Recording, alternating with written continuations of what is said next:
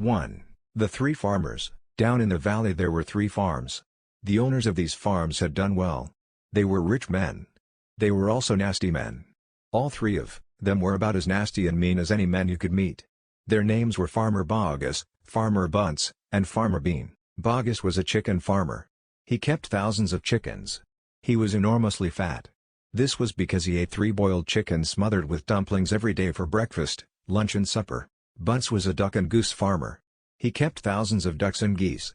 He was a kind of pot-bellied dwarf. He was so short his chin would have been underwater in the shallow end of any swimming pool in the world. His food was donuts and goose livers. He mashed the livers into a disgusting paste and then stuffed the paste into the donuts. This diet gave him a tummy ache and a beastly temper. Boggis and Bunce and Bean, one fat, one short, one lean. These horrible crooks, so different in looks, were nonetheless equally mean. That is what the children round about used to sing when they saw them. Bean was a turkey and apple farmer. He kept thousands of turkeys in an orchard full of apple trees. He never ate any food at all. Instead, he drank gallons of strong cider which he made from the apples in his orchard. He was as thin as a pencil and the cleverest of them all. Mr. Fox. On I 11,111, above the valley there was a wood. In the wood there was a huge tree. Under the tree there was a hole. In the hole lived Mr. Fox and Mrs. Fox and their 4 small foxes. Every evening as soon as it got dark, Mr. Fox would say to Mrs. Fox, "Well, my darling, what shall it be this time? A plump chicken from Boggis? A duck or a goose from Bunce? Or a nice turkey from Bean?" And when Mrs. Fox had told him what she wanted, Mr. Fox would creep down into the valley in the darkness of the night and help himself. Boggis and Bunce and Bean knew very well what was going on, and it made them wild with rage. They were not men who liked to give anything away. Less still did they like anything to be stolen from them. So every night each of them would take his shotgun and hide in a dark place somewhere on his own farm, hoping to catch the robber. But Mr. Fox was too clever for them. He always approached the farm with the wind blowing in his face, and this meant that if any man were lurking in the shadows ahead, the wind would carry the smell of that man to Mr. Fox's nose from far away. Thus, if Mr. Boggis was hiding behind his chicken house number 1, Mr. Fox would smell him out from 50 yards off and quickly change direction, heading for chicken house number 4 at the other end of the farm. "Dang and blast that lousy beast," cried Boggis. "I'd like to rip his guts out," said Bunce. "He must be killed," cried Bean. "But how?" said Boggis. "How on earth can we catch the blighter?" Bean picked his nose delicately with a long finger.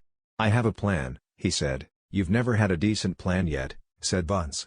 "Shut up and listen," said Bean.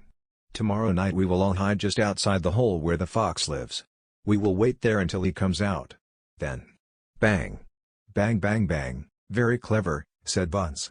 "But first we shall have to find the hole, my dear Bunce." "I've already found it," said the crafty Bean. "It's up in the wood on the hill. It's under a huge tree, 3 the shooting." "Well, my darling," said Mr. Fox. "What shall it be tonight?" "I think we'll have duck tonight," said Mrs. Fox. "Bring us 2 fat ducks, if you please. 1 for you and me, and 1 for the children." "Ducks it shall be," said Mr. Fox. "Bunce's best." "Now do be careful," said Mrs. Fox. "My darling," said Mr. Fox, "I can smell those goons a mile away. I can even smell one from the other. Boggis gives off a filthy stink of rotten chicken skins. Bunce reeks of goose livers, and as for Bean, the fumes of apple cider hang around him like poisonous gases." "Yes, but just don't get careless," said Mrs. Fox. "You know they'll be waiting for you, all 3 of them." "Don't you worry about me," said Mr. Fox. "I'll see you later." But Mr. Fox would not have been quite so cocky had he known exactly where the 3 farmers were waiting at that moment. They were just outside the entrance to the hole, each one crouching behind a tree with his gun loaded. And what is more, they had chosen their positions very carefully, making sure that the wind was not blowing from them towards the fox's hole. In fact, it was blowing in the opposite direction. There was no chance of them being smelled out. Mr. Fox crept up the dark tunnel to the mouth of his hole. He poked his long handsome face out into the night air and sniffed once. He moved an inch or 2 forward and stopped. He sniffed again. He was always especially careful when coming out from his hole. He inched forward a little more. The front half of his body was now in the open. His black nose twitched from side to side, sniffing and sniffing for the scent of danger. He found none, and he was just about to go trotting forward into the wood when he heard or thought he heard a tiny noise, a soft rustling sound, as though someone had moved a foot ever so gently through a patch of dry leaves. Mr. Fox flattened his body against the ground and lay very still, His ears pricked. He waited a long time, but he heard nothing more. It must have been a field mouse, he told himself, or some other small animal. He crept a little further out of the hole, then further still. He was almost right out in the open now. He took a last careful look around. The wood was murky and very still. Somewhere in the sky the moon was shining. Just then, his sharp night eyes caught a glint of something bright behind a tree not far away. It was a small silver speck of moonlight shining on a polished surface. Mr. Fox lay still, watching it. What on earth was it? Now it was moving. It was coming up and up. Great heavens! It was the barrel of a gun. Quick as a whip, Mr. Fox jumped back into his hole, and at that same instant the entire wood seemed to explode around him. Bang bang! Bang bang! Bang bang! The smoke from the 3 guns floated upward in the night air. Boggis and Bunce and Bean came out from behind their trees and walked towards the hole. "Did we get him?" said Bean. One of them shone a flashlight on the hole, and there on the ground, in the circle of light, half in and half out of the hole, lay the poor tattered blood-stained remains of a fox's tail. Bean picked it up. "We got the tail but we missed the fox," he said, tossing the thing away. "Dang and blast," said Boggis. "We shot too late. We should have let fly the moment he poked his head out." "He won't be poking it out again in a hurry," Bunce said. Bean pulled a flask from his pocket and took a swig of cider. Then he said, "It'll take 3 days at least before he gets hungry enough to come out again. I'm not sitting around here waiting for that. Let's dig him out." "Ah," said Boggis. "Now you're talking sense. We can dig him out in a couple of hours. We know he's there." "I reckon there's a whole family of them down that hole," Bunce said. "Then we'll have the lot," said Bean. "Get the shovels." "For the terrible shovels." Down the hole, Mrs. Fox was tenderly licking the stump of Mr. Fox's tail to stop the bleeding. "It was the finest tail for miles around," she said between licks. "It hurts," said Mr. Fox. "I know it does, sweetheart. But it'll soon get better, and it will soon grow again, Dad," said one of the small foxes. "It will never grow again," said Mr. Fox. "I shall be tailless for the rest of my life." He looked very glum. There was no food for the foxes that night, and soon the children dozed off. Then Mrs. Fox dozed off. But Mr. Fox couldn't sleep because of the pain in the stump of his tail. "Well," he thought, "I suppose I'm lucky to be alive at all, and now they've found our hole, we're going to have to move out as soon as possible. We'll never get any peace if we—" What was that? He turned his head sharply and listened. The noise he heard now was the most frightening noise a fox can ever hear, the scraping of shovels digging into the soil. "Wake up!" he shouted. "They're digging us out." Mrs. Fox was wide awake in 1 second. She sat up, quivering all over. "Are you sure that's it?" she whispered. "I'm positive." "Listen, they'll kill my children," cried Mrs. Fox. "Never," said Mr. Fox. "But darling, they will," sobbed Mrs. Fox. "You know they will." Scrunch, scrunch, scrunch went the shovels above their heads. Small stones and bits of earth began falling from the roof of the tunnel. "How will they kill us, Mummy?" asked one of the small foxes. His round black eyes were huge with fright. "Will there he dogs?" he said. Mrs. Fox began to cry. She gathered her 4 children close to her and held them tight. Suddenly there was an especially loud crunch above their heads and the sharp end of a shovel came right through the ceiling. The sight of this awful thing seemed to have an electric effect upon Mr. Fox. He jumped up and shouted, "I've got it! Come on! There's not a moment to lose! Why didn't I think of it before?" "Think of what, Dad?" "A fox can dig quicker than a man," shouted Mr. Fox, beginning to dig. "Nobody in the world can dig as quick as a fox." The soil began to fly out furiously behind Mr. Fox, as he started to dig for dear life with his front feet. Mrs. Fox ran forward to help him. So did the 4 children. "Go downwards," ordered Mr. Fox. "We've got to go deep. As deep as we possibly can." The tunnel began to grow longer and longer. It sloped steeply downward, deeper and deeper below the surface of the ground it went. The mother and the father and all 4 of the children were digging together. Their front legs were moving so fast you couldn't see them. And gradually the scrunching and scraping of the shovels became fainter and fainter. After about an hour, Mr. Fox stopped digging. "Hold it," he said. They all stopped. They turned and looked back up the long tunnel they had just dug. All was quiet. "Phew," said Mr. Fox. "I think we've done it. They'll never get as deep as this. Well done, everyone." They all sat down, panting for breath. And Mrs. Fox said to her children, "I should like you to know that if it wasn't for your father we should all be dead by now. Your father is a fantastic fox." Mr. Fox looked at his wife and she smiled. He loved her more than ever when she said things like that. 5. The terrible tractors. As the sun rose the next morning, Boggis and Bunce and Bean were still digging. They had dug a hole so deep you could have put a house into it. But they had not yet come to the end of the fox's tunnel. They were all very tired and cross. "Dang and blast," said Boggis. "Whose rotten idea was this?" "Bean's idea," said Bunce. Boggis and Bunce both stared at Bean. Bean took another swig of cider, then put the flask back into his pocket without offering it to the others. "Listen," he said angrily, "I want that fox. I'm going to get that fox. I'm not giving in till I've strung him up over my front porch, dead as a dumpling. We can't get him by digging, that's for sure," said the fat Boggis. "I've had enough of digging." Bunce, the little pot-bellied dwarf, looked up at Bean and said, "Have you got any more stupid ideas?" "Then, what?" said Bean. "I can't hear you." Bean never took a bath. He never even washed. As a result, his ear holes were clogged with all kinds of muck and wax and bits of chewing gum and dead flies and stuff like that. This made him deaf. "Speak louder," he said to Bunce, and Bunce shouted back, "Got any more stupid ideas?" Bean rubbed the back of his neck with a dirty finger. He had a boil coming there and it itched. "What we need on this job," he said, "is machines. Mechanical shovels. We'll have him out in 5 minutes with mechanical shovels." This was a pretty good idea and the other two had to admit it. "All right then," Bean said, taking charge. "Boggis, you stay here and see the fox doesn't escape. Bunce and I will go and fetch our machinery. If he tries to get out, shoot him quick." The long, thin Bean walked away. The tiny Bunce trotted after him. The fat Boggis stayed where he was with his gun pointing at the foxhole. Soon, 2 enormous caterpillar tractors with mechanical shovels on their front ends came clanking into the wood. Bean was driving one. Bunce the other. The machines were both black. They were murderous, brutal-looking monsters. "Here we go, then," shouted Bean. "Death to the fox," shouted Bunce. The machines went to work, biting huge mouthfuls of soil out of the hill. The big tree under which Mr. Fox had dug his hole in the first place was toppled like a matchstick. On all sides, rocks were sent flying and trees were falling and the noise was deafening. Down in the tunnel the foxes crouched, listening to the terrible clanging and banging overhead. "What's happening, Dad?" cried the small foxes. "What are they doing?" Mr. Fox didn't know what was happening or what they were doing. "It's an earthquake," cried Mrs. Fox. "Look," said one of the small foxes. "Our tunnels got shorter.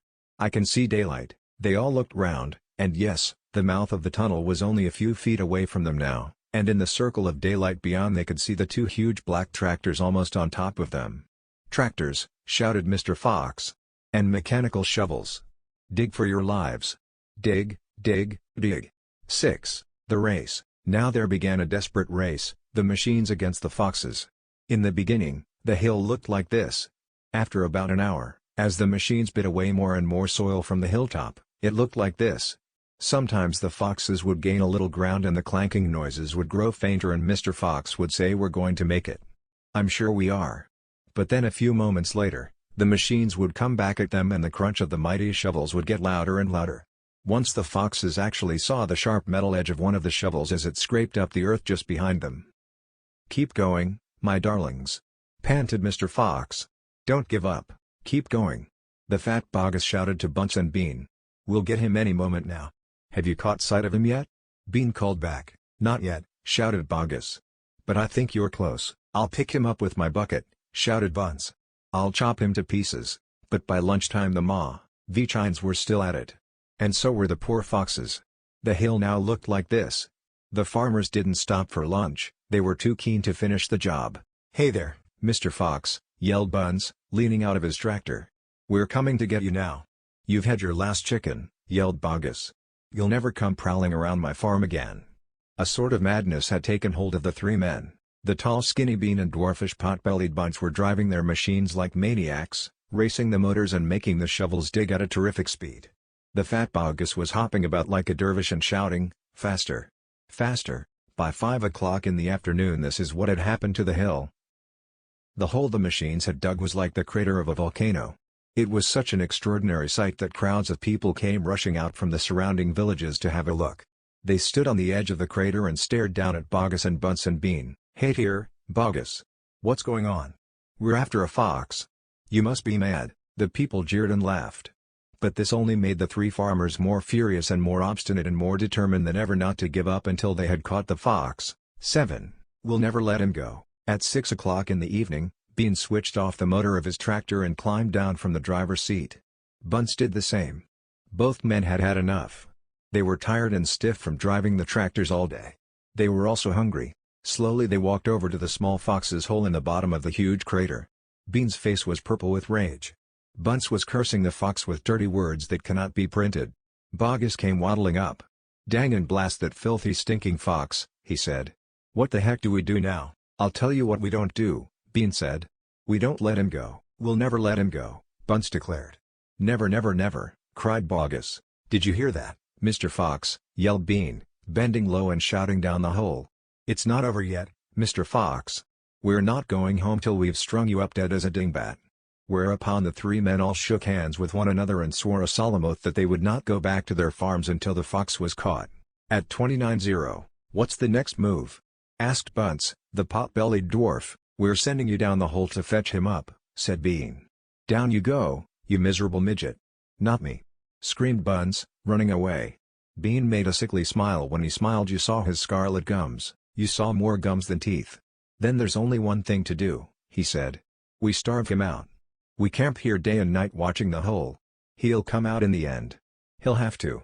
So Boggis and Bunce and Bean sent messages down to their farms asking for tents, sleeping bags and supper. The foxes began to starve. That evening 3 tents were put up in the crater on the hill, one for Boggis, one for Bunce and one for Bean. The tents surrounded Mr. Fox's hole. And the 3 farmers sat outside their tents eating their supper. Boggis had 3 boiled chickens smothered in dumplings, Bunce had 6 donuts filled with disgusting goose liver paste, and Bean had 2 gallons of cider. All 3 of them kept their guns beside them. Boggis picked up a steaming chicken and held it close to the fox's hole. "Can you smell this, Mr. Fox?" he shouted. "Lovely tender chicken. Why don't you come up and get it?" The rich scent of chicken wafted down the tunnel to where the foxes were crouching. "Oh, Dad," said one of the small foxes, "couldn't we just sneak up and snatch it out of his hand?" "Don't you dare," said Mrs. Fox. "That's just what they want you to do." "But we're so hungry," they cried. "How long will it be till we get something to eat?" Their mother didn't answer them. Nor did their father. There was no answer to give. Bean picked something small and black out of his ear and flicked it away. "How many men have you got working on your farm?" he asked. 35, Boggis said. "I've got 36, Bunce said. "And I've got 37, Bean said. "That makes 108 men altogether. We must order them to surround the hill. Each man will have a gun and a flashlight. There will be no escape then for Mr. Fox." So the order went down to the farms, and that night 108 men formed a tight ring around the bottom of the hill. They were armed with sticks and guns and hatchets and pistols and all sorts of other horrible weapons. This made it quite impossible for a fox or indeed for any other animal to escape from the hill. The next day, the watching and waiting went on. Boggis and Bunce and Bean sat upon small stools, staring at the fox's hole. They didn't talk much.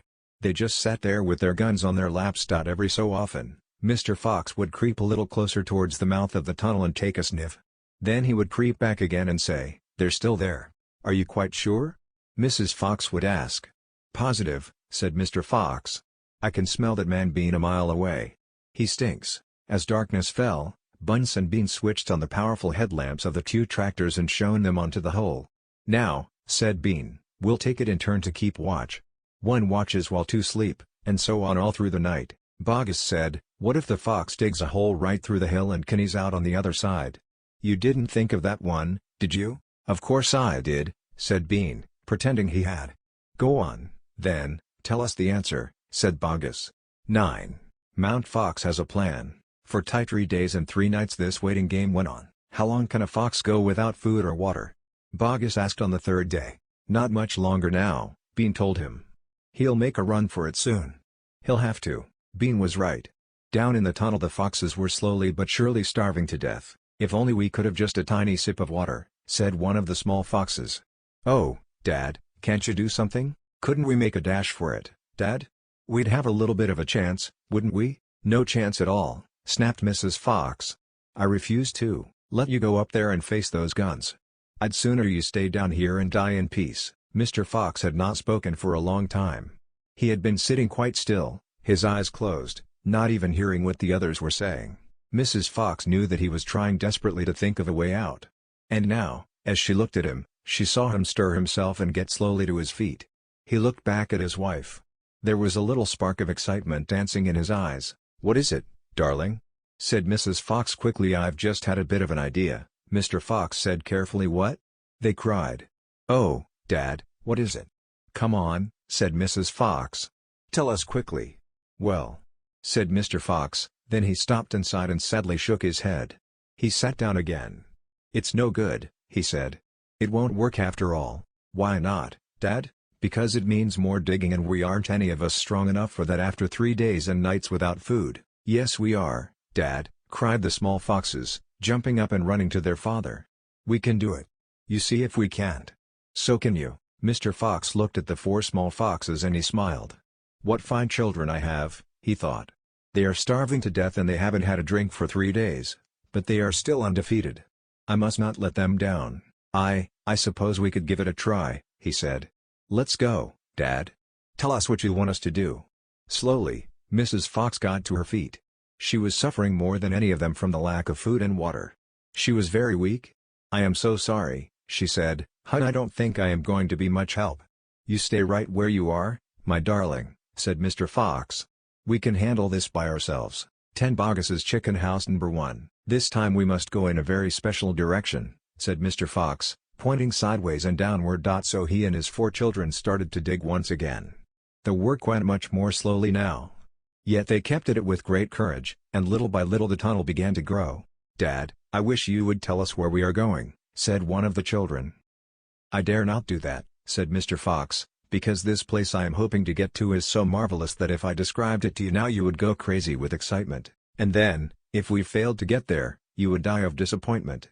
I don't want to raise your hopes too much, my darlings." For a long time they kept on digging, for how long they did not know, because there were no clays and no nights down there in the murky tunnel, but at last Mr. Fox gave the order to stop. "I think," he said, "we had better take a peep upstairs now and see where we are. I know where I want to be, but I can't possibly be sure we're anywhere near it."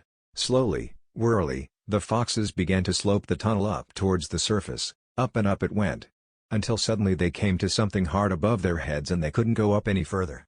Mr. Fox reached up to examine this hard thing. "It's wood," he whispered. "Wooden planks." "What does that mean, Dad?" "It means, unless I am very much mistaken, that we are right underneath somebody's house," whispered Mr. Fox. "Be very quiet now while I take a peek." Carefully Mr. Fox began pushing up one of the floorboards. The board creaked most terribly and they all ducked down, waiting for something awful to happen. Nothing did. So Mr. Fox pushed up a second board. And then, very cautiously, he poked his head up through the gap. He let out a shriek of excitement. "I've done it," he yelled. "I've done it first time. I've done it. I've done it." He pulled himself up through the gap in the floor and started prancing and dancing with joy. "Come on up," he sang out. "Come up and see where you are, my darlings. What a sight for a hungry fox. Hallelujah! Hooray! Hooray!" The 4 small foxes scrambled up out of the tunnel and what a fantastic sight it was that now met their eyes. They were in a huge shed and the whole place was teeming with chickens. There were white chickens and brown chickens and black chickens by the thousand. "Boggis's Chicken House Number 1, cried Mr. Fox. "It's exactly what I was aiming at. I hit it slap in the middle. First time. Isn't that fantastic? And if I may say so, rather clever." The small foxes went wild with excitement.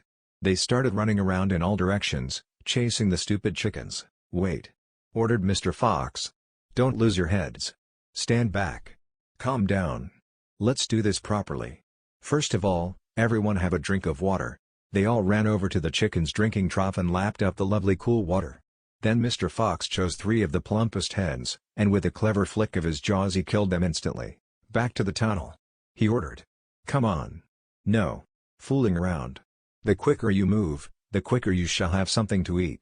One after another, they climbed clown through the hole in the floor and soon they were all standing once again in the dark tunnel. Mr. Fox reached up and pulled the floorboards back into place. He did this with great care. He did it so that no one could tell they had ever been moved. "My son," he said, giving the 3 plump hens to the biggest of his 4 small children, "run back with these to your mother.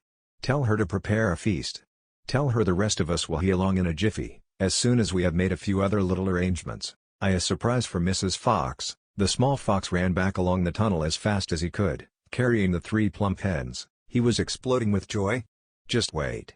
He kept thinking, Just wait till Mummy sees these. He had a long way to run, but he never stopped once on the way, and he came bursting in upon Mrs. Fox. "Mummy," he cried, out of breath. "Look, Mummy, look. Wake up and see what I've brought you." Mrs. Fox, who was weaker than ever now from lack of food, opened one eye and looked at the hens. "I'm dreaming," she murmured, and closed the eye again. "You're not dreaming, Mummy. They're real chickens. We're saved. We're not going to starve." Mrs. Fox opened both eyes and sat up quickly. "But, my dear child." "Seven," she cried. "Where on earth?" "Boggis' chicken house number 1. spluttered the small fox. "We tunneled right up under the floor, and you've never seen so many big fat hens in all your life. And Dad said to prepare a feast. They'll be back soon." The sight of food seemed to give new strength to Mrs. Fox. "A feast it shall be," she said, standing up. "Oh, what a fantastic fox your father is. Hurry up, child, and start plucking those chickens." Far away down in the tunnel, the fantastic Mr. Fox was saying, "Now for the next bit, my darlings. This one'll be as easy as pie. All we have to do is dig another little tunnel from here to there." "To where, Dad? Don't ask so many questions. Start digging." 12 Badger, Mr. Fox and the 3 remaining small foxes dug fast and straight. They were all too excited now to feel tired or hungry. They knew they were going to have a whacking great feast before long, and the fact that it was none other than Boggis' chickens they were going to eat made them chortle with laughter every time they thought of it. It was lovely to realize that while the fat farmer was sitting up there on the hill waiting for them to starve, he was also giving them their dinner without knowing it. "Keep digging," said Mr. Fox. "It's not much further." All of a sudden a deep voice above their heads said, "Who goes there?" The foxes jumped. They looked up quickly and they saw, peeking through a small hole in the roof of the tunnel, a long black pointed furry face. "Badger!" cried Mr. Fox. "Foxy!" cried Badger. "My goodness me, I'm glad I've found someone at last. I've been digging around in circles for 3 days and nights and I haven't the foggiest idea where I am." Badger made the hole in the ceiling bigger and dropped down beside the foxes. A small badger dropped down after him. "Haven't you heard what's happening up on the hill?" Badger said excitedly. "It's chaos. Half the wood has disappeared and there are men with guns all over the countryside. None of us can get out, even at night. We're all starving to death." "Who is we?" asked Mr. Fox. "All us diggers. That's me and Mole and Rabbit and all our wives and children. Even Weasel, who can usually sneak out of the tightest spots, is right now hiding down my hole with Mrs. Weasel and 6 kids. What on earth are we going to do, Foxy?" "I think we're finished." Mr. Fox looked at his 3 children and he smiled. The children smiled back at him, sharing his secret. "My dear old Badger," he said, "this mess you're in is all my fault." "I know it's your fault," said Badger furiously. "And the farmers are not going to give up till they've got you. Unfortunately, that means us as well. It means everyone on the hill." Badger sat down and put a paw around his small son. "We're done for," he said softly. "My poor wife up there is so weak she can't dig another yard." "Nor can mine," said Mr. Fox. "And yet at this very minute she is preparing for me and my children the most delicious feast of plump juicy chickens." "Stop," cried Badger. "Don't tease me. I can't stand it." "It's true," cried the small foxes. "Dad's not teasing. We've got chickens galore, and because everything is entirely my fault," said Mr. Fox, "I invite you to share the feast. I invite everyone to share it, you and Mole and Rabbit and Weasel and all your wives and children. There'll be plenty to go round, I can assure you." "You mean it?" cried Badger. "You really mean it?" Mr. Fox pushed his face close to Badger's and whispered darkly, "Do you know where we've just been?" "Where?" "Right inside Boggis' chicken house number 1. "No." "Yes. But that is nothing to where we are going now. You have come just at the right moment, my dear Badger.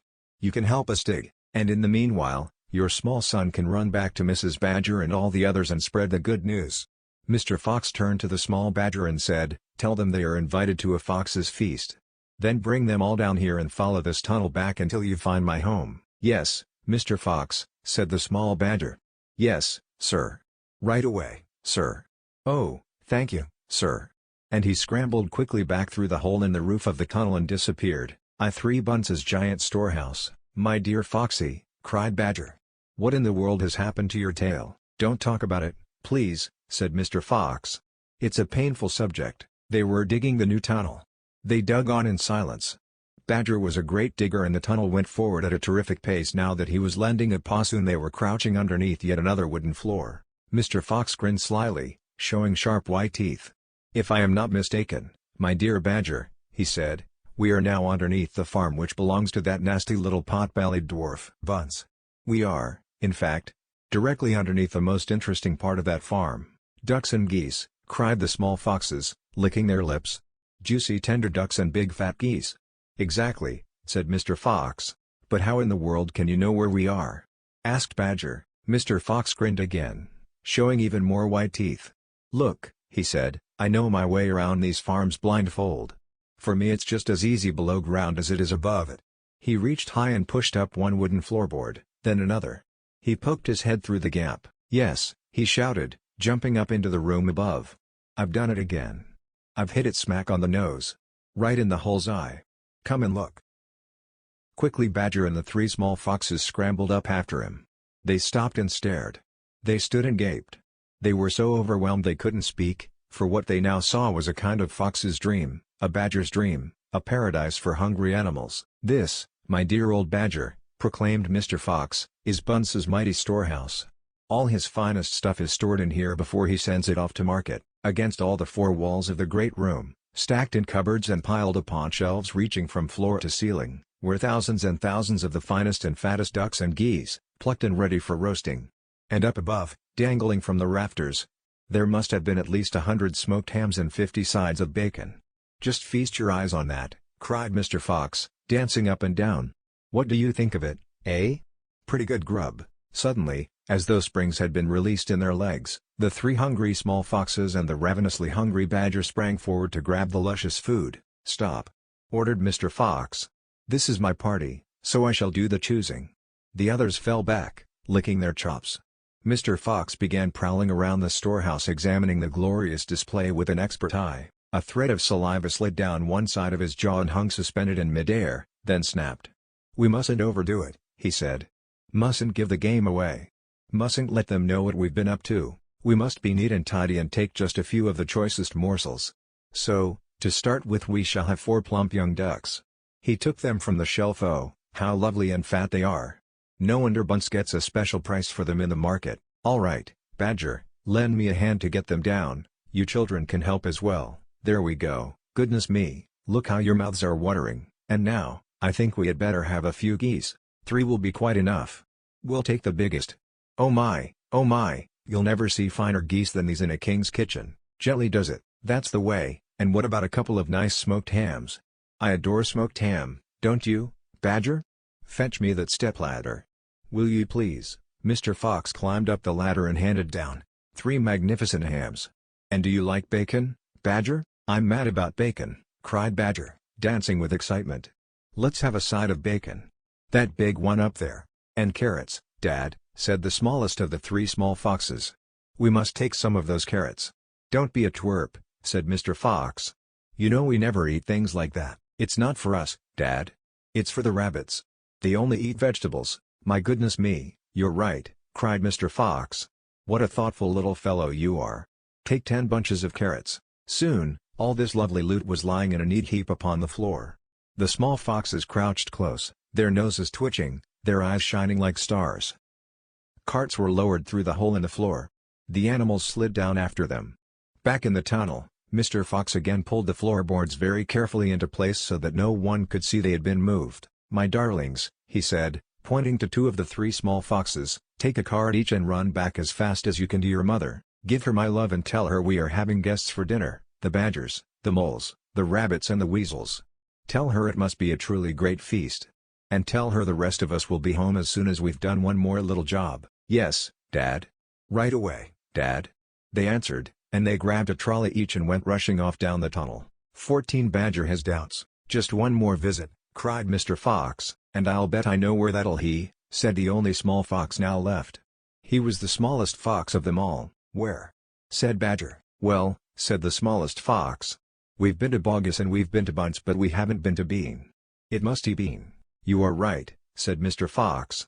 But what you don't know is which part of Bean's place we are about to visit. Which?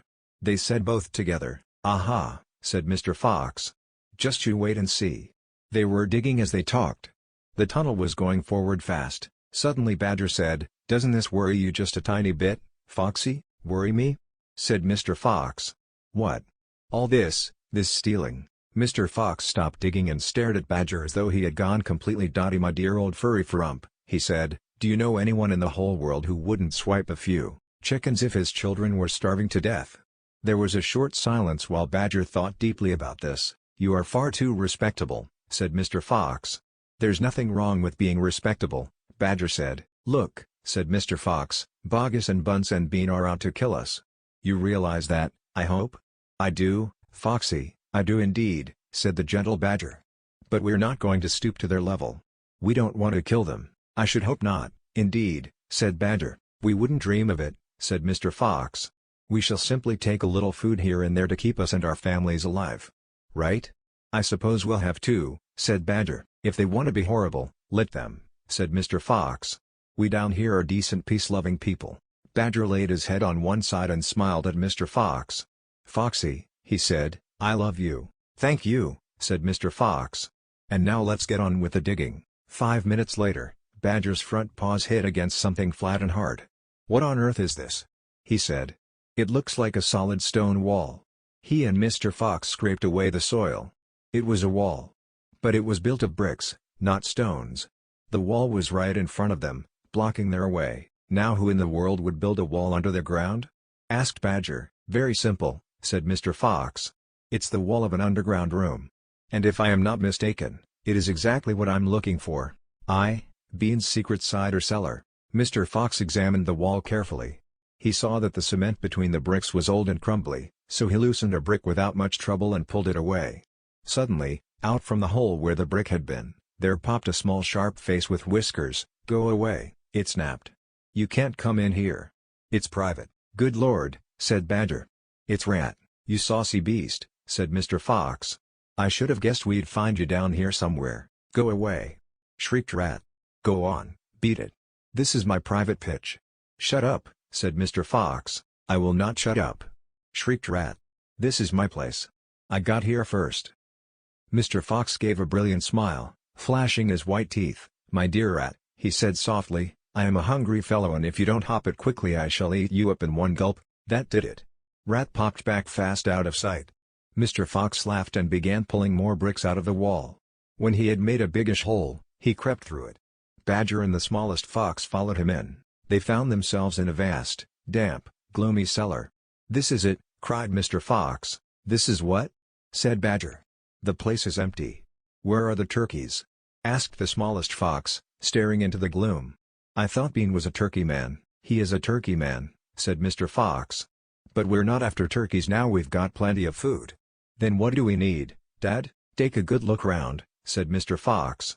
"Don't you see anything that interests you?" Badger and the smallest fox peered into the half-darkness.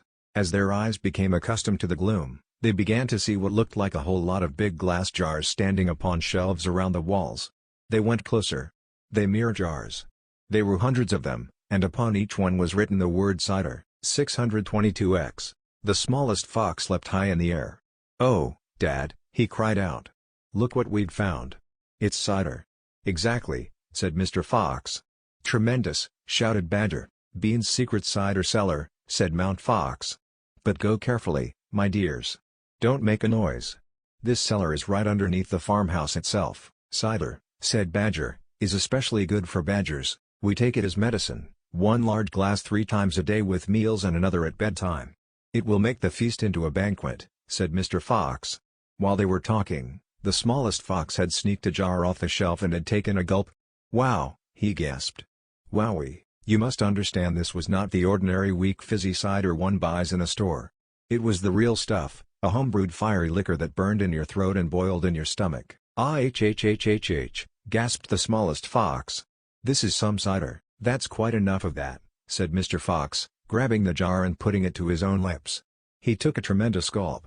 "It's miraculous," he whispered, fighting for breath. "It's fabulous. It's beautiful." "It's my turn," said Badger, taking the jar and tilting his head well back. The cider gurgled and bubbled down his throat.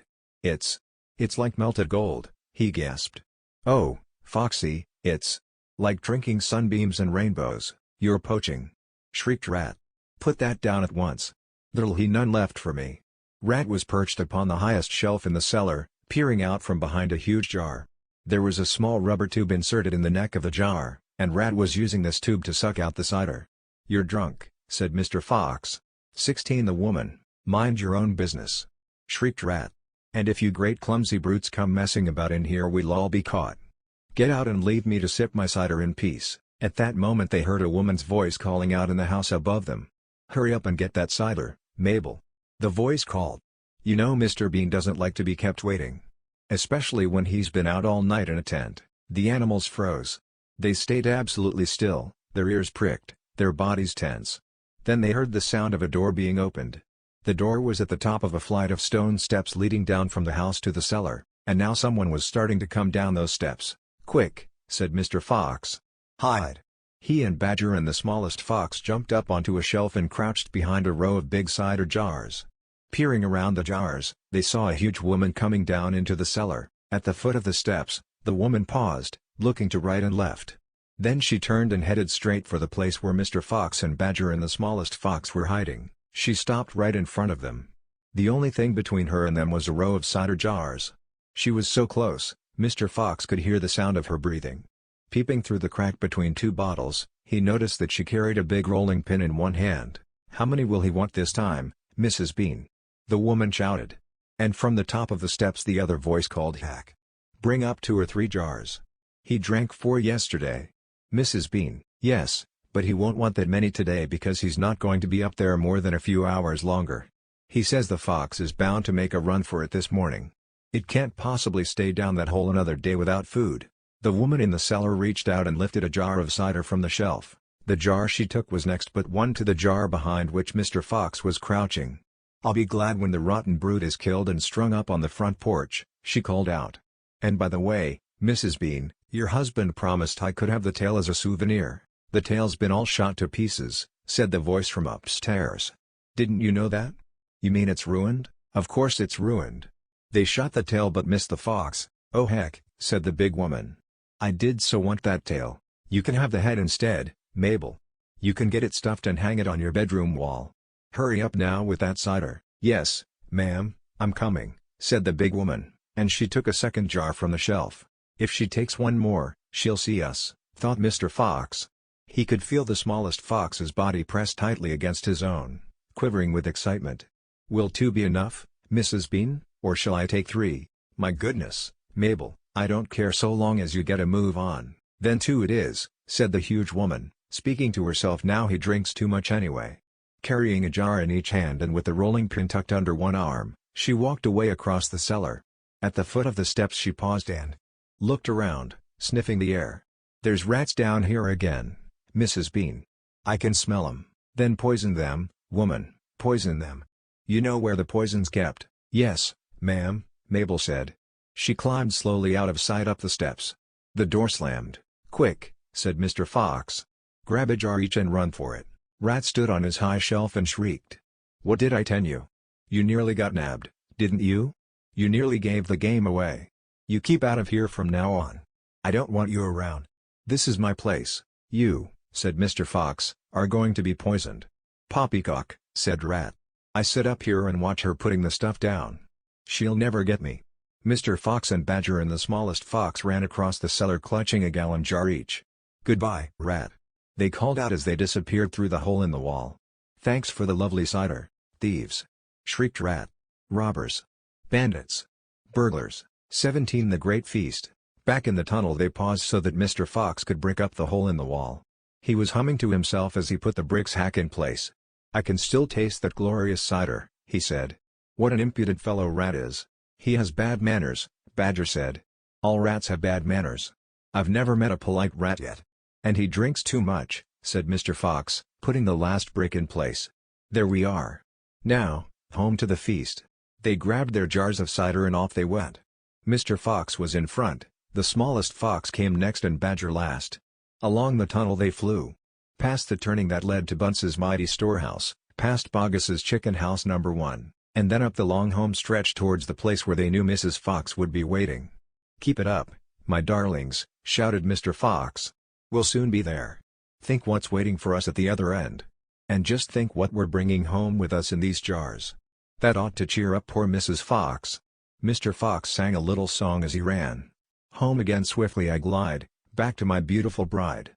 She'll not feel so rotten as soon as she's gotten some cider inside her inside." Then Badger joined in. "Oh, poor Mrs. Badger," he cried, "so hungry she very near died.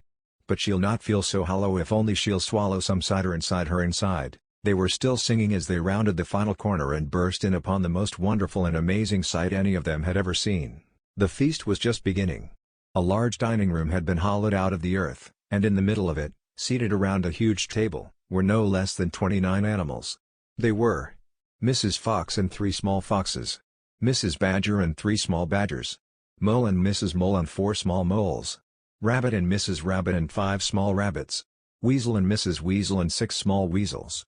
The table was covered with chickens and ducks and geese and hams and bacon, and everyone was tucking into the lovely food. "My darling," cried Mrs. Fox, jumping up and hugging Mr. Fox. "We couldn't wait. Please forgive us." Then she hugged the smallest fox of all, and Mrs. Badger hugged Badger, and everyone hugged everyone else. Amid shouts of joy, the great jars of cider were placed upon the table, and Mr. Fox and Badger and the smallest fox sat down with the others. You must remember no one had eaten a thing for several days. They were ravenous. So for a while there was no conversation at all. There was only the sound of crunching and chewing as the animals attacked the succulent food. At last, Badger stood up. He raised his glass of cider and called out, "A toast. I want you all to stand and drink a toast to our dear friend who has saved our lives this day, Mr. Fox, to Mr. Fox." They all shouted, standing up and raising their glasses. "To Mr. Fox. Long may he live." Then Mrs. Fox got shyly to her feet and said, "I don't want to make a speech. I just want to say one thing, and it is this: my husband is a fantastic fox." Everyone clapped and cheered. Then Mr. Fox himself stood up. "This delicious meal," he began, then he stopped. In the silence that followed, he let fly a tremendous belch. There was laughter and more clapping. "This delicious meal, my friends," he went on, "is by courtesy of Messrs. Boggis, Bunce, and Bean. And I hope you have enjoyed it as much as I have." He let fly another colossal belch. "Better out than in," said Badger. "Thank you," said Mr. Fox, grinning hugely. "But now, my friends, let us be serious. Let us think of tomorrow and the next day and the days after that. If we go out, we will be killed. Right?" "Right," they shouted. "We'll be shot before we've gone a yard," said Badger. "Exactly," said Mr. Fox. "But who wants to go out, anyway, let me ask you that? We are all diggers, every one of us.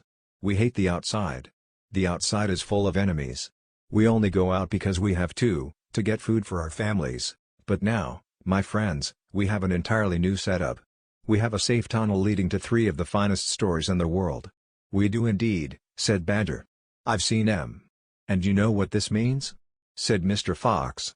"It means that none of us need ever go out into the open again." There was a buzz of excitement around the table.